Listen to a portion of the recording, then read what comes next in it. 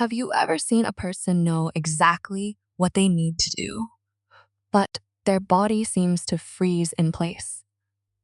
They look at the work desk covered with papers. They look at the computer screen that has not been opened.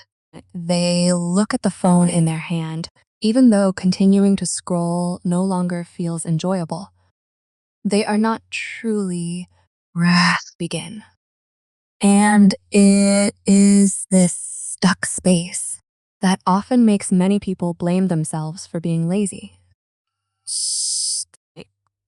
But through the lens of spatial psychology, procrastination sometimes does not begin with personality. It may begin with a room sending too many signals at once. An empty coffee cup from the morning, an unpaid bill, a notebook open to last week's to-do list, a bed sitting right within their line of sight. Those small objects are not just objects. For many people, they are like unfinished tasks silently reminding them. When the eyes see too many things that need to be handled, the mind may feel tired before the work has even truly begun. The desk is no longer a place to work.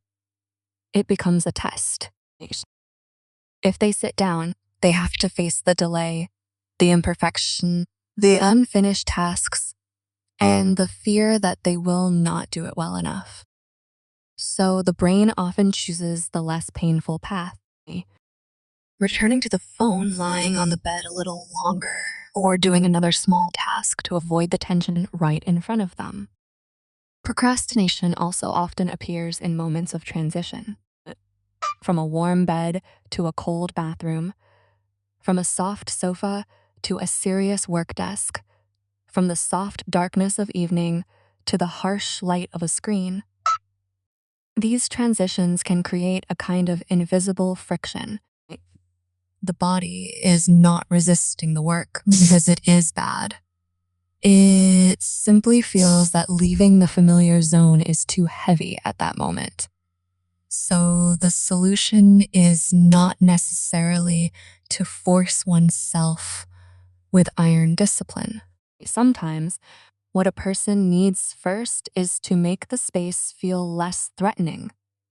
Not cleaning the whole room, not changing their entire life, just creating a few small physical anchors so the body can feel. Beginning is not too frightening. The first action is to create a breathable space on the desk. Before working, do not need to clean the whole room. They only need to clear a small area the size of a notebook right in front of them. Push the old cup to one side. Place the bill into one corner. Leave only one notebook, one pen, or one open screen. When the field of vision becomes less chaotic, the first task may feel lighter. The second action is to change the direction of sight. If the bed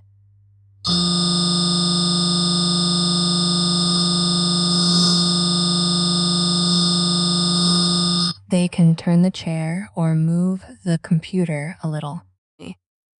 They don't need to change rooms. They only need to let the things that easily pull them away from work sit outside the main line of sight. Sometimes, a new angle helps the mind process fewer signals at once. The third action is to set up an isolated charging station. Meters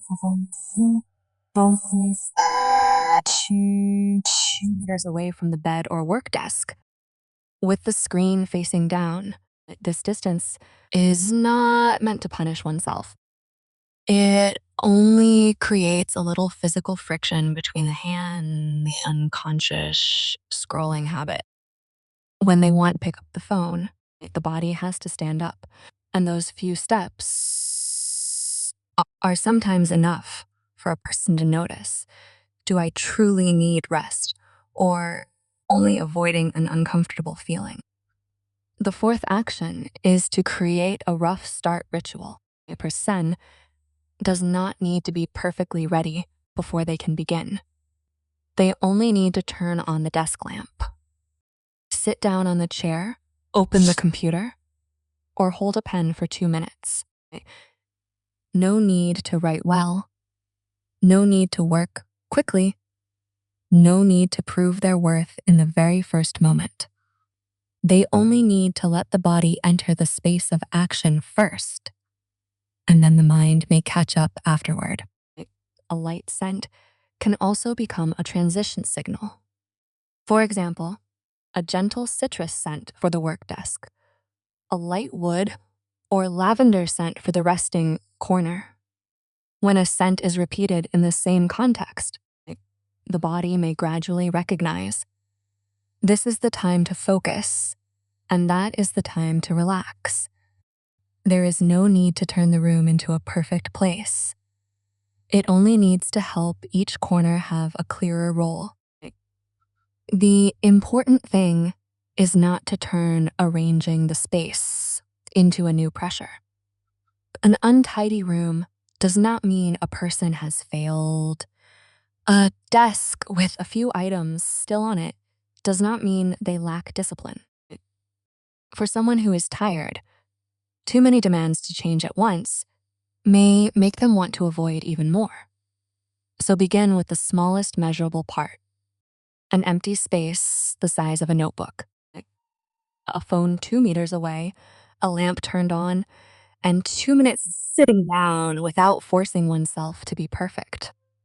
Procrastination does not always disappear immediately after one small change, but in many ordinary moments, a small change in space can make the first step feel less heavy. And sometimes that is the most important thing. Not forcing oneself to become an absolutely disciplined person, but designing a room, a desk, a bright corner, and a few small habits so that beginning no longer feels like climbing over a mountain.